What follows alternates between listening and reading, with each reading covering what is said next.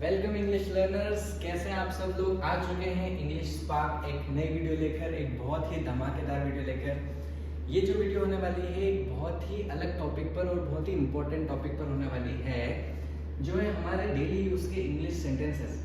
मैंने अक्सर कई लोगों से ये बात सुनी है कि जब हम किसी भी तरह के इंटरेक्शन में, जब हम सोशल इंटरेक्ट करते हैं, किसी से भी दोस्त से मिलते हैं, किसी फंक्शन में जाते हैं, किसी भी इम्पोर्टेंट जगह पर जाते हैं, और जब हमें किसी एक बेसिक सेंटेंसेस जो भी होते हैं हमारे, जब हम उन्हें भी इंग्लिश में अच्छे से नहीं बोल पाते, तो वो जो फीलिंग होती है, उस बुरी फीलिंग को दूर करने के लिए आ चुके हैं इंग्लिश स्पार्क आपके लिए एक बहुत ही इंटरेस्टिंग वीडियो को लेकर। ये जो वीडियो है इसके अंदर हम हमारे इंग्लिश के जो भी बेसिक सेंटेंसेस होते हैं डेली यूज के, जो सुबह उठने से लेकर रात को सोने तक आप जो जो बेसिक सेंटेंसेस का यूज करते हैं, चाहे किसी इंपॉर्टेंट जगह पर, चाहे किसी भी सिचुएशन में, वो सारे इंग्लिश सेंटेंसेस हम कवर करने वाले हैं एक के बाद एक।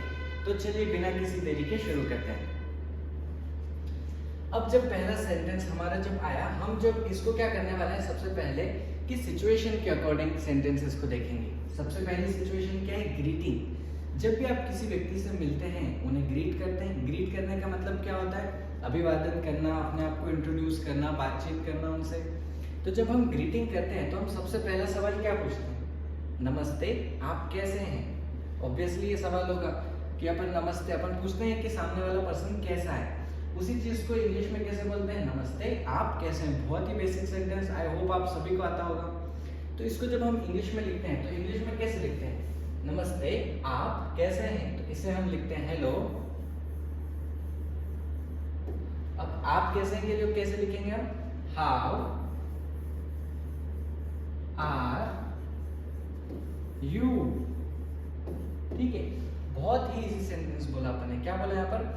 नमस्ते, आप कैसे हैं। इसको इंग्लिश में क्या बनाया अपन ने? Hello, how are you. बिल्कुल बहुत बेसिक सेंटेंस एकदम। आगे चलते हैं ग्रीटिंग के बाद। ग्रीटिंग के बाद अब आपने ग्रीटिंग तो कर दिया, आपने पूछ लिया कि नमस्ते आप कैसे हैं, लेकिन अपने आप को भी तो इंट्रोड्यूस करेंगे ना, कि मेरा नाम ये है, मेरा नाम वो है।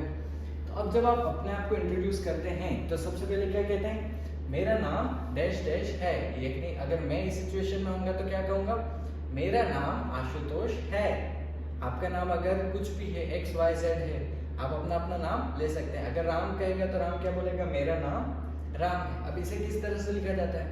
कुछ लोग कहते हैं कि माय नेम इज आशुतोष, कुछ लोग कहते हैं आई एम आशुतोष, कुछ लोग कहते हैं माई सेल्फ आशुतोष। सबसे बेटर क्या है? तो जो सबसे इजी और सबसे ज्यादा यूज किया जाने वाला सेंटेंस है, जिसे हम कहते हैं माय नेम इज आशुतोष। बहुत इजी, आई होप आप सभी को आता होगा। मेरा नाम आशुतोष है, which is my name is Ashutosh. Correct, बिल्कुल इजी सेंटेंस है। आई होप सभी को आता होगा, किसी को कोई दिक्कत नहीं होगी। चलते हैं एक थर्ड सिचुएशन में। अब यहाँ पर आस्किंग फॉर समवन्स नेम। अब देखो, मैंने सबसे पहले इंट्रोड्यूस कर दिया अपने आप को और सामने वाले से ग्रीटिंग कर ली कि ग्रीट हो गया है, आप कैसे हैं, नमस्ते, हेलो, हाय वगैरह हो गया। मैंने अपने आप को इंट्रोड्यूस कर दिया कि मेरा नाम आशुतोष है। अब सामने वाले से भी तो आपका नाम पूछेंगे ना आप, कि आपका नाम क्या है। अगर राम ने पूछा है कि मेरा नाम राम है, तो वो पूछेगा ना कि सामने वाले का नाम क्या है। तो यहाँ पे क्या पूछते हैं कि आपका नाम क्या है। इसको इंग्लिश में कैसे बोलते हैं? बहुत इजी सेंटेंस है, आई नो बहुत इजी सेंटेंस है, लेकिन इसी तरह के सिचुएशनल क्वेश्चंस में हम आगे बहुत इंटरेस्टिंग जो है सेंटेंसेस की ओर आगे जाने वाले हैं। सबसे पहले इसे देखते हैं कि आपका नाम क्या है। तो इसे किस तरह से लिखते हैं अपन इंग्लिश में? What is your name. What is your name. What is your name का मतलब क्या होता है? आपका नाम क्या है। चलते बढ़ते फोर्थ सिचुएशन की ओर, आस्किंग फॉर हेल्प। अब मुझे एक सेंटेंस, सबसे पहले मुझे आपसे एक सवाल है। सवाल क्या है कि आप अपनी लाइफ में एक बार सोचिए, रिवाइंड कीजिए और कब कब एक ऐसे याद कीजिए कि कब कब ऐसी सिचुएशंस थी जब आपको किसी सामने वाले से मदद लेनी थी। हो सकता है वो मदद आपके दोस्त से लेनी हो, आपके परिवार वालों से लेनी हो, किसी भी से भी, आपके कोई और कजिन से लेनी हो, फ्रेंड से लेनी हो। तो उसमें आप हेल्प जब लेते हैं, किसी स्ट्रेंजर से हेल्प लेनी हो, तो हेल्प लेने के लिए आप क्या बोलते हैं? क्या आप मेरी मदद कर सकते हैं? क्या आप मेरी मदद कर सकते हैं? इसी सेंटेंस को इंग्लिश में क्या लिखेंगे, जल्दी मेरे लिखने से पहले कमेंट बॉक्स में लिख दीजिएगा। अब चलिए सबसे पहले देखते हैं, क्या आप मेरी मदद कर सकते हैं, इसको इंग्लिश में कैसे लिखते हैं। मैं आपको कुछ ऑप्शंस देता हूँ, ठीक है। सबसे पहला ऑप्शन कि क्या आप मेरी मदद कर सकते हैं को लिखते हैं अपन can you please help me, ठीक है। और दूसरा ऑप्शन मैं आपको देता हूँ could you please help me. अब आपको ये बताना है कि यहाँ पर सही क्या है। क्या मैं यहाँ पर ऐसे लिखूँ कि कैन यू प्लीज हेल्प मी, या फिर ये लिखूँ कि कुड यू प्लीज हेल्प मी। ज्यादा बेटर कौन सा लग रहा है?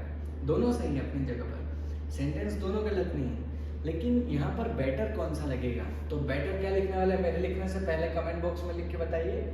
क्या आप मेरी मदद कर सकते हैं को हम लिखेंगे could you please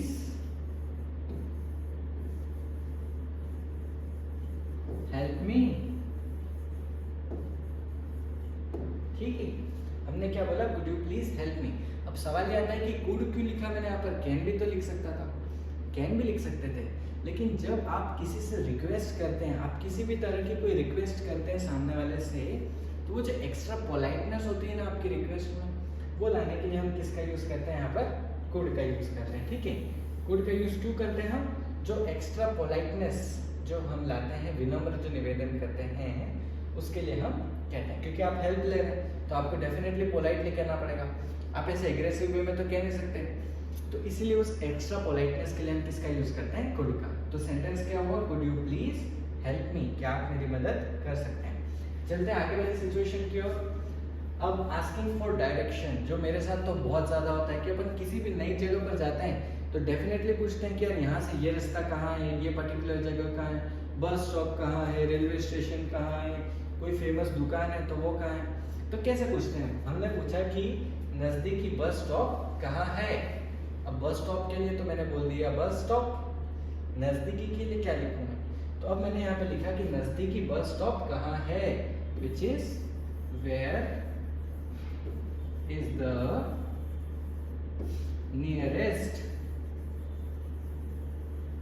nearest bus stop. Got it. अगर आपको ये पूछना है कि नियरेस्ट बस स्टॉप कहाँ है, तो where is the nearest bus stop. अगर आपको ये पूछना है कि यार सबसे नजदीकी मोबाइल की दुकान कहाँ है, तो आप क्या लिखेंगे, where is the nearest mobile shop. अगर आपको ये पूछना है कि नजदीकी लाइक कुछ भी किसी भी चीज की दुकान, नजदीकी सेलफोन की, नजदीकी इलेक्ट्रॉनिक्स की दुकान कहाँ है, नजदीकी जूते वाले की दुकान कहाँ है, तो वहां पे भाई इन सब का सिचुएशन में ये यूज करते हैं कि वेयर इज द नियरेस्ट, और फिर एक्स वाई जेड जो भी चीज आपको पूछना है आप उसका नाम यहाँ पर ले सकते हैं। आगे चलते हैं सिचुएशन में, ऑर्डरिंग फूड। अब मुझे एक बात बताइए आप सब लोगों में से कि कौन कौन है व्यूअर्स में से जो अभी तक कहीं ना कहीं किसी रेस्टोरेंट में, किसी होटल में, किसी भी स्ट्रीट फूड में, किसी भी दुकान पर जब अपन जाते हैं बाहर, किसी ठेला गाड़ी पे, किसी होटल में, किसी रेस्टोरेंट पे, तो कहीं ना कहीं कभी ना कभी आपने कुछ तो फूड जो है वो ऑर्डर किया होगा डेफिनेटली। तब ऑर्डर करते वक्त आपने क्या बोला था, मुझे ये चाहिए, मुझे वो चाहिए, मुझे ये ला के दो, मुझे ये खाना है, एक्स वाई जेड। उसी चीज़ को इंग्लिश में कैसे कहते हैं। अब अगर मैं वहाँ पे जाकर ये बोलूँ कि मुझे एक कॉफ़ी ऑर्डर करना है, तो मैं कैसे लिखूँगा, मुझे एक कॉफ़ी ऑर्डर करना है। इसको इंग्लिश में लिखा जाता है आई। अब कॉफ़ी ऑर्डर करना है तो I want to order a coffee, या फिर I would like to order a coffee. Would जो होता है वो और ज़्यादा जो अपन ने वहाँ पर पोलाइटनेस का यूज़ किया था, यहाँ पर वो उसको सेंटेंस को बेटर बनाता है यहाँ पर। तो हम क्या बोलेंगे, I would like to order a, done, आ गया कॉफी। अब मैंने क्या बोला कि मुझे एक कॉफी ऑर्डर करना है। कॉफी ऑर्डर करना है मतलब I would like to order a coffee, ठीक है। अब कॉफी की जगह हो सकता है कि अगर मैं बोलूँ कि मुझे एक सैंडविच ऑर्डर करना है, तो मैं क्या बोलूँगा, I would like to order a sandwich, या I would like to have a sandwich. आप इस तरह से बोल सकते हैं। नेक्स्ट सिचुएशन की ओर चलते हैं, शॉपिंग। सबसे फेमस सिचुएशन और सबसे मज़ेदार, सबसे ज़्यादा होने वाली सिचुएशन कि हम शॉपिंग करते हैं, कुछ ना कुछ खरीदते हैं। और जब भी हम कुछ खरीदेंगे, सबसे पहले ये सेंटेंस तो ज़रूर आपने देखा होगा कि कि भैया यह कितने का है। ठीक है, गॉट इट। ये सवाल तो डेफिनेटली आया होगा या डेफिनेटली आपने पूछा होगा। हम किसी भी जगह पर जाते हैं तो किसी चीज़ की कीमत पूछने के लिए हम पूछते हैं कि यह कितने का है। इसको इंग्लिश में कैसे कहा जाता है? इसको इंग्लिश में कहा जाता है how much does this cost. Got it? How much does this cost, यानी कि इसकी कीमत कितने की है या फिर ये कितने का है। चलिए एक एग्जांपल देता हूँ। मैं एक मोबाइल शॉप पर गया, ठीक है। अब मुझे उसने 10 मोबाइल दिखाया। अब जो मोबाइल मुझे पसंद आया तो मैंने दुकानदार से क्या पूछा कि ये मोबाइल कितने का है। तो मैंने क्या बोला, how much does this mobile cost. ठीक है, यह मोबाइल कितने का है। अगर आपने पूछा कि ये कितने का है, वो कितने का है, आम कितने के हैं, एप्पल कितने के हैं, या कुछ गैजेट में इलेक्ट्रॉनिक्स में पूछा आपने कि ये पेन कितने का है, ये पॉइंटर कितने का है, इस तरह की सिचुएशंस में अपन पूछते हैं कि how much will this and does this cost, यह कितने का है। ठीक है, ये सिचुएशन आप कर सकते हैं। सेंटेंस को नोट डाउन कर लीजिएगा, बहुत बहुत बहुत इंपॉर्टेंट सेंटेंस है। आगे चलते हैं। Expressing gratitude. डेफिनेटली हमने बहुत बार ग्रेटिट्यूड किया। अगर कोई भी अपना कुछ काम कर देता है, अपनी हेल्प कर देता है, हम डेफिनेटली अपना ग्रेटिट्यूड बताते हैं, उसे थैंक यू कहते हैं। तो ग्रेटिट्यूड में क्या होता है, डेफिनेटली ये सेंटेंस आप सभी को आता होगा, बहुत बहुत धन्यवाद, which is thank you so much. Okay, thank you so much. बड़े थैंक यू सो मच। ठीक है, फटाफट आगे चलते हैं। नेक्स्ट सिचुएशन की ओर, फेयरवेल।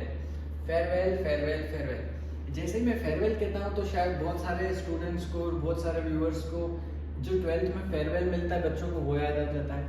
फेयरवेल को कहते हैं हम अलविदा भी कहते हैं, कि जब हम किसी पर्सन से मिलते हैं और जब हम विदाई लेते हैं कि तू तेरे घर में मेरे घर, जब हम एंड में जाते हैं तब उसे क्या कहते हैं, फेयरवेल।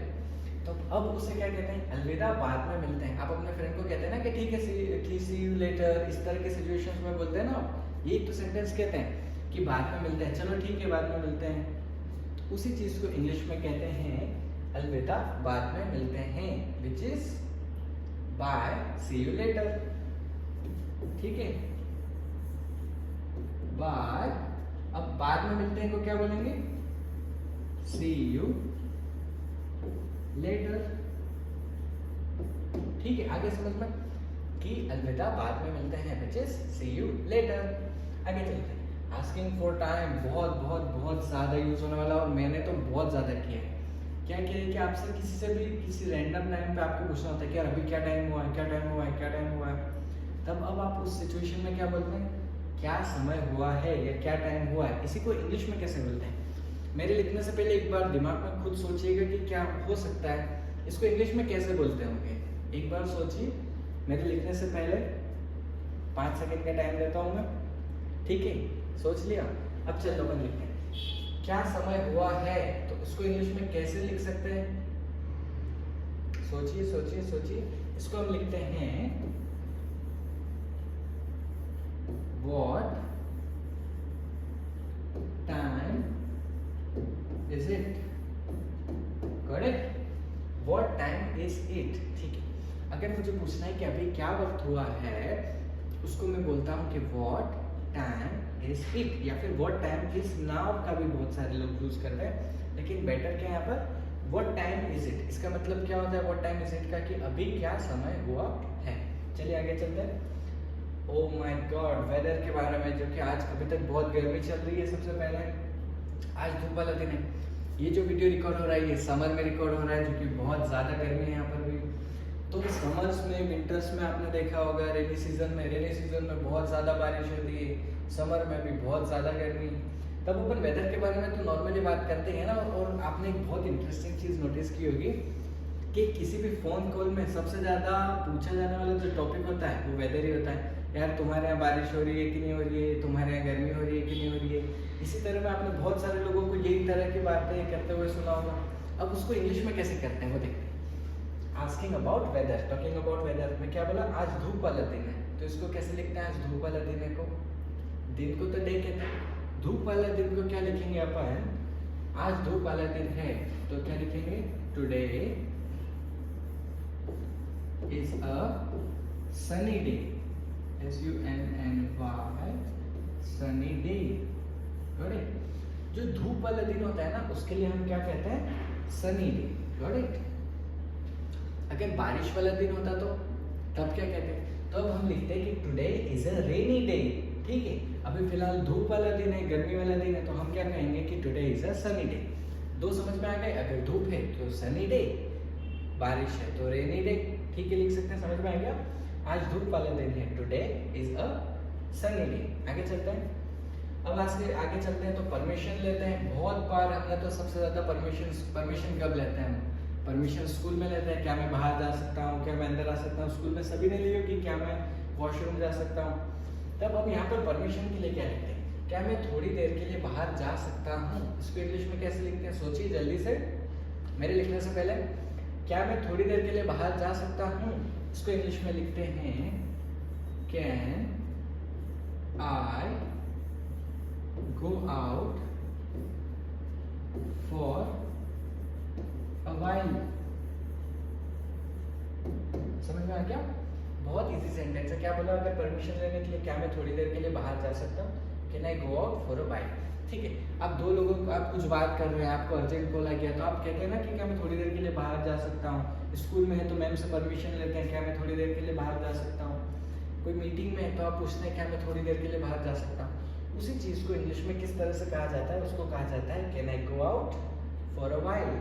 क्या मैं थोड़ी देर के लिए बाहर जा सकता हूँ. ठीक है, नेक्स्ट चीज के लिए चलते हैं. एक्सप्रेसिंग हंगर, सबसे ज़्यादा इंटरेस्टिंग कहूँगा मैं, इंटरेस्टिंग टॉपिक, सबसे ज़्यादा लगने वाला. लगती सबसे ज़्यादा क्या भूख लगती है आपको? तब हम क्या कहते हैं कि मुझे भूख लग रही है. मुझे भूख लग रही है तो उसको इंग्लिश में कैसे कहते हैं? मतलब अगर चलो यही जो सबसे मेन चीज़ है, मेन सेंटेंस है अपने लाइफ का कि यार भूख लग रही, भूख लग रही, चलो ये खाते हैं, चलो समोसे खाते हैं, चलो सैंडविच खाते हैं, चलो ये खाते हैं. तब क्या हुआ कि मुझे भूख लग रही है. इसको इंग्लिश में कहते हैं, बहुत इजी सेंटेंस है, आई होप आपको पता होगा, that I am feeling hunger. Got it? इसको एक और कहते हैं कि आई एम हंग्री. आपने बहुत जगह सुना होगा कि यार I am hungry. I am hungry का मतलब क्या होता है? कि मुझे भूख लग रही है, मैं भूखा हूँ. आई एम फीलिंग हंगर, इसका मतलब भी सेम होता है, लेकिन बेटर क्या है? That I am feeling hunger. Got it? I am feeling hunger मतलब क्या हुआ? मुझे भूख लग रही है, मुझे बहुत भूख लग रही है. ठीक है, इसी सेंटेंस को हम कहते हैं कि यहाँ पर हंगर के लिए एक्सप्रेस होता है. ध्यान से याद कर लीजिए, कहीं लिख लीजिए कॉपी में, अगर आप भूल जाएंगे तो क्या है? I am feeling hunger. I want कि नेक्स्ट टाइम अगर आपको भूख लगे तो आप घर पे मम्मी को क्या बोलेंगे? That I am feeling hunger. ठीक है, चलता है आगे. टॉकिंग अबाउट हॉबीज, डेफिनेटली आप सभी की बहुत सारी हॉबीज होंगी. किसी की हॉबी है किताब पढ़ना, किसी की हॉबीज होती है कि फुटबॉल खेलना, क्रिकेट खेलना, किसी की हॉबी होती है कुछ भी गेम्स खेलना, कुछ भी करना. किसी की आजकल बच्चों की हॉबी है मोबाइल चलाना, सबसे इंटरेस्टिंग हॉबी. तो इन हॉबीज को कैसे इंग्लिश में बोलते हैं? अब जैसे अगर एक हॉबी बात करें कि मुझे किताबें पढ़ना पसंद है, तो मैं इसको इंग्लिश में कैसे बोलूँगा या कैसे लिखूँगा? मुझे किताबें पढ़ना पसंद है. I like to. ठीक है, इतने में सेंटेंस खत्म हो गया. मुझे पसंद है. अब क्या पसंद है वो आप आगे रीड कर सकते हैं, लिख सकते हैं. क्या? मुझे किताबें पढ़ना पसंद है. I like to read books. Read books. ठीक है, समझ रहे हैं? अगर आपको फुटबॉल खेलना पसंद है, I like to play football. अगर आपको गाने सुनना पसंद है, I like to listen music. ठीक है, यहाँ पर ये समझ में आ गया. आपको डांस करना पसंद है, आई लाइक टू डांस. तो जो भी हॉबी है आप वो वहाँ पर यहाँ पर ऐड कर सकते हैं. ठीक है, आई लाइक टू तो सभी में सेम होने वाला है. मुझे किताबें पढ़ना पसंद है, I like to read books. अब फैमिली के बारे में बात करते हैं. डेफिनेटली ये जब सेंटेंस आने वाला स्लाइड पे, तो पहले आप खुद एक बार सोचिएगा कि आपकी फैमिली में क्या है. क्या आपके भाई हैं, क्या आपकी बहन है, आपके भाई कितने हैं, आपकी बहन कितनी है. तब इस तरह के सेंटेंस को जब हम इंग्लिश में बात करते हैं तो कैसे करेंगे? मेरे 2 भाई और एक बहन है. ठीक है, तो इसको इंग्लिश में कैसे लिखेंगे? That I have 2 brothers.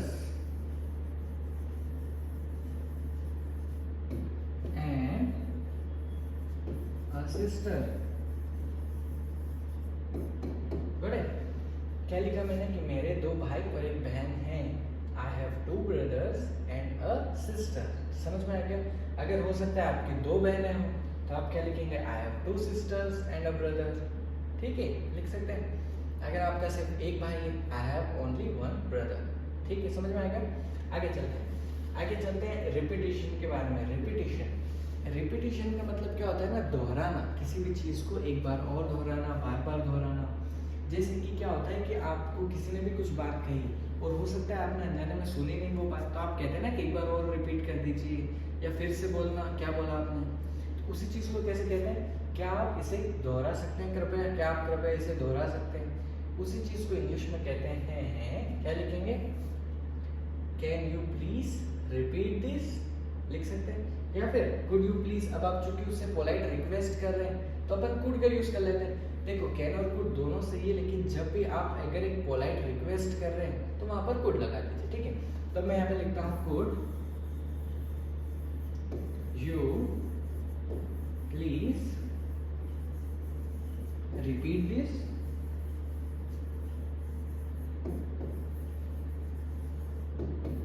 ठीक है, बट समझ में आएगा आपको? अब मैंने यहाँ पर कहा देख क्या आप इसे दोहरा सकते हैं? क्या आप इसे दोहरा सकते हैं का मतलब क्या हुआ? Could you please repeat this या फिर can you please repeat this. ठीक है, समझ में आ गया? दोनों सही है, दोनों का यूज कर सकते हैं अपन। चलता है आगे, बढ़े। अब बात करते हैं डेली रूटीन के बारे में। डेली रूटीन के बारे में कैसे कि मैं सुबह, अब अपनी डेली रूटीन की शुरुआत इसी चीज़ से होती है ना कि यार मैं 5 बजे उठता हूँ, मैं 4 बजे उठता हूँ, मैं 6 बजे उठता हूँ। कुछ लोग 8 बजे उठते हैं, कुछ लोग 9 बजे उठते हैं, कुछ लोग 10 बजे उठते हैं। आई होप नॉट सो, पर बहुत सारे लोग ये इसी तरह से अपनी शुरुआत होती है डेली रूटीन की। तो इंग्लिश में कहते हैं कि मैं रोज 7 बजे उठता हूँ। इसको कैसे कहा जाता है इंग्लिश में? दैट आई वेक अप, यानी कि मैं उठता हूँ। आई वेक अप बोल सकते हैं, आई गेट अप बोल सकते हैं। आई वेक अप कितनी बजे? 7 बजे एट 7 o'clock। ठीक है, अब मैंने बोला कि पहली बात तो रोज और दूसरी बात सुबह। I wake up at 7 o'clock in the morning. या डेली, पहले डेली लिख सकते हैं, डेली इन द मॉर्निंग।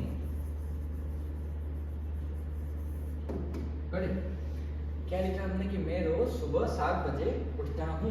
ठीक है, तब इसको इंग्लिश में कैसे कहेंगे अगर मैं रोज 7 बजे उठता हूँ? I wake up at 7 o'clock daily in the morning, या फिर I wake up at 7 o'clock in the morning daily. आप उसको आगे पीछे लिख सकते हैं। चलिए आगे चलते हैं। अब एक्सप्रेसिंग टायर्डनेस, यार मैं इतनी पढ़ाई कर करके थक चुका हूँ, मैं इतना पढ़ा के थक चुका हूँ, मैं इतना पढ़ के थक चुका हूँ, मैं इतने सेंटेंसेस पढ़ के थक चुका हूँ, एक साथ में इतने सारे सेंटेंसेस पढ़ के थक चुका हूँ। सुबह से जब शाम तक हम आते हैं तो ऑब्वियसली थक जाते हैं। उसी चीज़ को इंग्लिश में कैसे कहते हैं? ये लिखने से पहले एक बार सोचिए मन में कि इसको इंग्लिश में कहेंगे किसे। चलिए मैं लिख देता हूँ एक्सप्रेसिंग टायर्डनेस। टायर्डनेस मतलब थकान। मैं बहुत थक चुका हूँ, इसको इंग्लिश में कैसे कहते हैं? I am very tired. Tired, ठीक है, मैं बहुत थक गया हूँ। I am very tired, TIRED। Good, मैं बहुत थक गया हूँ, इसको इंग्लिश में कैसे कहते हैं? I am very tired. आगे चलते हैं। Asking for someone's opinion.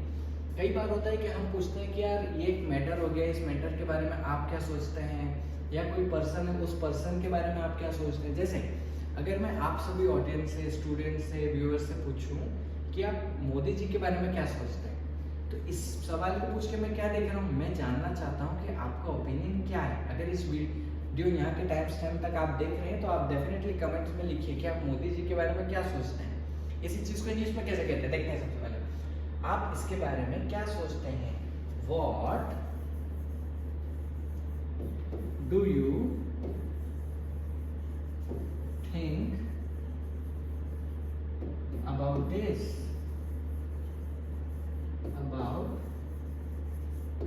ठीक है, अब अगर मैं बोलूं कि आप मोदी जी के बारे में क्या सोचते हैं? What do you think about Modi ji? Got it? अगर आप मुकेश अंबानी के बारे में क्या सोचते हैं, what do you think about Mukesh Ambani, what do you think about Anant Ambani, but तो इस तरह से आप सेंटेंस को फ्रेम कर सकते हैं। आप इसके बारे में क्या सोचते हैं, what do you think about this, ठीक है। टॉकिंग अबाउट फ्यूचर प्लान्स, बहुत सभी के क्या क्या फ्यूचर प्लान्स है, जैसे गर्मी आ चुकी है, गर्मी आ चुकी है तो अब हम बोलते हैं कि मैं यहाँ पर घूमने जाऊँगा, मैं वहाँ पर घूमने जाऊँगा, मैं मामा घर जाऊँगा, मैं अपने गांव वाले घर जाऊँगा, मैं दादी दादाजी के पास जाऊँगा। इस तरह के सेंटेंस का यूज़ करते हैं फ्यूचर प्लान्स बताने के लिए। तब हम वहाँ पर किस तरह से यूज़ करते हैं, मैं अगले हफ्ते अपने दादी दादाजी से मिलने जाऊँगा। तो मैंने बोला इसको थोड़ा सा बड़ा सेंटेंस लग रहा है, ब्रेक करते हैं पहले इसको। पहली बात है कि मैं जाऊँगा, तो वो लिखते हैं that I will go, I will गो। अब मैं जाऊँगा तो फिर क्या लिखेंगे कि मैं जाऊँगा तो मैं मिलने जाऊँगा, I will go to meet. अब मीट भी किसे, I will go to meet my grand parents.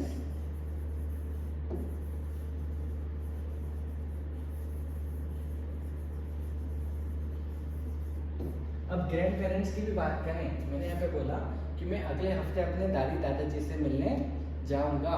तब क्या बोला कि अगले हफ्ते के लिए क्या लिखेंगे अपन, next week, I will go to meet my grand parents next week. Good, ठीक है, आगे चलते हैं। पहले फटाफट देख लीजिए कि मैं अगले हफ्ते दादी दादाजी से मिलने जाऊंगा, I will go to meet my grand parents next week. अगर आपका प्लान है कि आप मुंबई जाएंगे, एज एग्जाम्पल लेते हैं कि मैं अगले महीने मुंबई जाऊंगा, I will go to Mumbai next month, ठीक है। आई विल गो टू, अगर आप कहेंगे कि कहीं आपके मामा घर जाएंगे, कहीं शिमला जाएंगे, कहीं घूमने जाएंगे, किसी टूर पे जाएंगे, तो आप इस सेंटेंस का यूज करके उस सेंटेंस को बना सकते हैं। गुड, आगे चलते हैं। सरप्राइज के लिए यार, आप डेफिनेटली आप सभी को कुछ ना कुछ सरप्राइज तो मिले होंगे। उन सरप्राइज को कहने के लिए क्या, जैसे आपको कुछ गिफ्ट मिल गया तो आप कहते हो वाह यार क्या कमाल है, या कोई चीज ऐसी दिख गई, कोई बहुत फेमस बिल्डिंग दिख गई, तो आप क्या कहते हैं, वाह क्या कमाल है, ठीक है। इसको कहते हैं कि वाह क्या कमाल है। तो इसको इंग्लिश में कैसे कहते हैं, वाव, या फिर वाह भी बोल सकते हैं। चलो अपन लिखते हैं वाह क्या कमाल है, क्या कमाल है, क्या कमाल है। इसको इंग्लिश में कैसे कहेंगे, wow what a surprise, what's fantastic. अब अगर यहाँ पे कहते हैं ना कि वाव इट्स फैंटास्टिक, यार ये तो कमाल है यार, जैसे कोई बिल्डिंग देखी आपने, कोई चीज देखी जो बहुत कमाल है, तो आप कहते हैं ना wow it is fantastic, it is fantastic. Got it, ठीक है, चलते हैं। वाह क्या कमाल है, यानी कि wow it is fantastic. Got it, आगे चलते हैं। टॉकिंग अबाउट हेल्थ, हेल्थ के बारे में। यार इतनी गर्मी है, अभी सभी को चक्कर आ रहा है, कोई अच्छा महसूस कर रहा है। अगर आप दोपहर में निकलते हैं 12 बजे, 1 बजे, 2 बजे किसी भी जगह पे इतनी धूप में, तो क्या आप अच्छा महसूस करते हैं, ऑब्वियसली नॉट। उसको इंग्लिश में कैसे कहते हैं कि यार आज मैं अच्छा महसूस नहीं कर रहा हूँ, तो इसको कहते हैं इंग्लिश में I am not feeling well today. Got it. अगर मैंने क्या कहा कि आज मैं अच्छा महसूस नहीं कर रहा हूँ, I am not feeling well today. अगर चलो ऐसा अपोजिट हो आपके साथ, क्या आज तो मजे आ गया, आज तो मैं बहुत ही अच्छा महसूस कर रहा हूँ, बहुत ही अच्छा महसूस कर रहा हूँ, बहुत ही एनर्जेटिक महसूस कर रहा हूँ, तो आप क्या बोलेंगे, यार I am feeling well today, I am feeling very excited today. अगर आप अपोजिट महसूस कर रहे हैं कि यार मैं अच्छा महसूस नहीं कर रहा हूँ, तो उसको क्या कहेंगे, I am not feeling well today. आगे चलते हैं। यार मैं बहुत खुश हूँ, बहुत बहुत बहुत बहुत ज़्यादा खुश हूँ। अब बहुत खुश, ऑब्वियसली कई बार अपन बहुत खुश होते हैं, कई बार बहुत दुखी होते हैं। बहुत खुश होने के लिए क्या लिखते हैं कि आज मैं बहुत खुश हूँ। इसको इंग्लिश में कैसे कहते हैं, that I am very happy today. Good, आज मैं बहुत खुश हूँ, I am very happy today. Got it. इसी के साथ हम अपने सेंटेंस को खत्म करते हैं। हमने बहुत सारे सेंटेंस देखे आज, कभी किसी की हेल्थ के बारे में, कभी परमिशन के बारे में, कभी किसी सिचुएशन के बारे में, कभी टाइम के बारे में, कभी वेदर के बारे में। आई होप आप सभी इस सारे सेंटेंसेस को रिपीट करेंगे, इन सभी सेंटेंस को प्रैक्टिस करेंगे घर पर। और इस वीडियो को बनाने के लिए एक जो मोटिव था वो ये था कि जो भी मेरे व्यूअर्स हैं वो इन बेसिक सिचुएशन में तो एटलीस्ट न अटके। हम कई बार देखते हैं कि हमें इंग्लिश बोलने में प्रॉब्लम होती है, लेकिन सबसे ज़्यादा बुरा तब लगता है जब एक बेसिक सेंटेंस भी हम नहीं बोल पाते हैं, एक बेसिक सिचुएशन में जहाँ पर ऐसा कोई, आज के जो सेंटेंसेस देखे वहाँ पर कोई बहुत हार्ड सेंटेंसेस नहीं थे, ईजी थे, लेकिन प्रॉब्लम हमें या दुख हम सैड तब हो जाते हैं कि जब हम ये बेसिक सेंटेंसेस भी नहीं बोल पाते इंग्लिश में अच्छे से। तो आई होप ये जो सिचुएशनल क्वेश्चंस थे बहुत सारे, जो सभी हमारे डेली रूटीन के थे, डेली सेंटेंसेस, डेली प्रैक्टिस के थे, आई होप आप उनको प्रैक्टिस करेंगे और बोलेंगे इन्हें इंग्लिश में और कॉन्फिडेंट फील करेंगे। Thank you so much.